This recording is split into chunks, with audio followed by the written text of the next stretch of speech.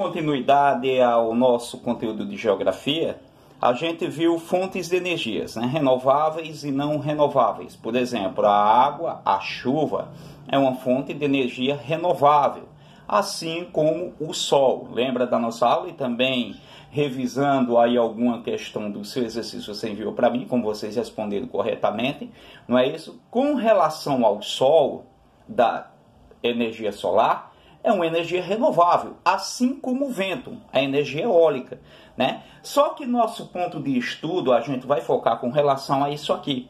Os recursos minerais, uma fonte de energia mineral relacionada a não renovável é o petróleo. E o carvão mineral, porque dura milhões e milhões de anos para serem, né, efetuada como a gente vê hoje. Por exemplo, a gasolina que seu pai abastece o carro, ela vem de uma fonte de energia não renovável, porque ela dura milhões de anos para ser feita pela natureza, ou produzido pela natureza, assim por dizer. A produção mundial de minério, ela é interessante, porque se você pegar aí o seu celular, tem um monte de componentes nele, né, que estão relacionados à extração desses produtos minerais. Por exemplo, uma boa parte do plástico aí existente, né, ele vem de origem de petróleo. Uma boa parte dos componentes metálicos que estão aí, eles vêm de quê? De origem mineral, do ferro, ali do material níquel, né? Até as partezinhas de ouro. Se você pegar uma bateria de celular, você vai ver que na parte do circuito dela tem umas laminazinhas de ouro. E é interessante que você tem esse processo de relação com a transformação com esses elementos. Quando se analisa o que está em nossa volta, o que eu chamo didaticamente de estudo do meio, você vai observar que isso aqui faz parte do nosso cotidiano, né? A fivelazinha aí do seu estojo, né? Porque é de origem mineral, é um metal que está aí, pode ser níquel, pode ser bronze, né? Pode ser alumínio. Aí quando você vai analisar o lápis, né, que está aqui, ele faz também um processo de extração, a madeira, o grafite que aqui está, né? Olha só a borracha, qual a origem disso aqui? Ao analisar uma boa parte disso aqui está relacionada à extração. O extrativismo vegetal, o extrativismo mineral, né? Quando eu vim analisar aqui o grafite, a borracha, ela tem um processo de industrialização, mas ela veio da natureza. E nos últimos 200 anos, o homem utilizou os recursos do nosso planeta mais do que toda a história da humanidade. Então, os recursos minerais, você analisa nisso aqui. O que é o minério, né?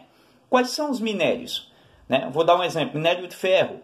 É interessante isso, porque uma boa parte da sua casa tem algo relacionado ao minério de ferro, né? O alumínio, boa parte da sua casa tem utensílios de alumínio. E assim por diante. Vê só, as jazidas existentes no planeta, elas estão sendo cada vez mais exploradas. E o planeta não aguenta com tanta exploração, com tanto consumo. Quanto mais eu consumo, mais o planeta Terra ele vai sendo desgastado, né? Com essas ações. Lembra quando eu passei para vocês pesquisarem na tabela periódica os elementos metálicos, alguns deles? Eu coloquei um exemplo lá, ferro, mas existe platina, existe ouro, existe prata, né? E tem uma simbologia relacionada. Então, as jazidas minerais no mundo, elas são exploradas para serem transformadas industrialmente e para está no nosso cotidiano.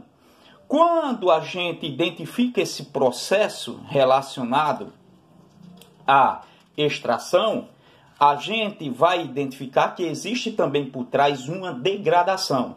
Os combustíveis fósseis, eles são perigosos porque eles liberam uma grande quantidade de monóxido de carbono, partículas de carbono na atmosfera e provoca poluição. E para se ter uma ideia da problemática tão grande, quanto maior a poluição, maior tem que ser o número de florestas, porque as árvores, elas consomem o CO2 e liberam o gás oxigênio. A grande quantidade de desmatamento no mundo acelera esse processo de poluição, associado à poluição do combustível fóssil. O gás da cozinha que preparou o nosso café hoje, que preparou o seu café e o meu café, ele é de origem animal, ele é de origem fóssil, né? O gás mineral ali produzido no interior da Terra. e ele é trazido industrialmente para as casas das pessoas. A formação desses recursos, né, é interessante, porque ele dura milhões e milhões de anos. Lembra quando eu falei o depósito existente de material orgânico? Tá vendo? A camada sistemática desse material, vegetal ou animal, ela é depositada no subsolo. Isso ocorre devido a uma catástrofe, como, por exemplo, um terremoto, um maremoto, ou um meteorito que matou milhões e milhões de animais. E uma boa parte desses animais, eles foram soterrados, assim como florestas. E com milhões e milhões de anos, a Terra vai passando por transformações e aquele depósito que fica acumulado vai passar por um processo de formação. Olha quão interessante a formação dos continentes depois de milhões de anos. Lembra que a gente fez aquele vídeo relacionado com a formação do relevo? Então, há milhões e milhões de anos, existe coisas depositadas embaixo, né? Observe só que aquela parte de depósito de matéria orgânica, animal e vegetal, ela vai passar por um processo químico e por outro processo de transformação natural no solo. E aqui se cria o quê? Uma camada de petróleo, que a borra é o derretimento daquele material orgânico. E o espaço de ar existente forma o gás. Aqui ele é canalizado e levado por tubulações para as grandes indústrias ou para as capturas desse material. Isso aqui dura milhões e milhões de anos para ser formulado. É interessante que a gente, ao identificar que demora para se fazer, a gente sabe que é recurso não renovável. O sol renova-se todo dia, assim como chuva. 6 em 6 meses, em um ano sempre chove. Em alguns lugares, outros é mais intenso. Quando identificarmos a importância da produção energética no mundo, aí a gente vai identificar que as maiores reservas desse material faz com que esses países se tornem as maiores potências, ou não. Por exemplo, a Bolívia é um dos maiores produtores de gás do continente americano. O Brasil compra uma boa parte desse gás, né? Compra barato, que foi o próprio Brasil que foi lá extrair com a Petrobras. O Brasil, na América do Sul, assim, junto com a Venezuela, é um dos maiores produtores de petróleo do mundo, mas não é o maior. Quem domina a maior parte da produção, domina uma boa parte da economia.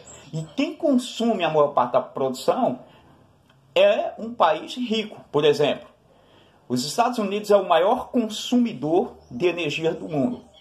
25% da energia do planeta eles consomem. O que se entende por energia? Desde a energia luminosa, que está aqui, a energia lá do botijão de gás, a energia lá que movimenta o carro, no caso os combustíveis. Pode ser óleo diesel, pode ser gasolina e assim por diante. Deu para entender isso? Então, os recursos renováveis, eles renovam-se a cada dia, já como a palavra diz. Já os não renováveis são aqueles que duraram milhões e milhões de anos para serem, né, feitos pela natureza, por assim dizer, né, na linguagem do matuto. Tá ok? Então, focando nisso aqui, a gente analisa a formação lenta e gradativa de uma jazida, ou seja, de uma reserva de petróleo lá no interior da Terra.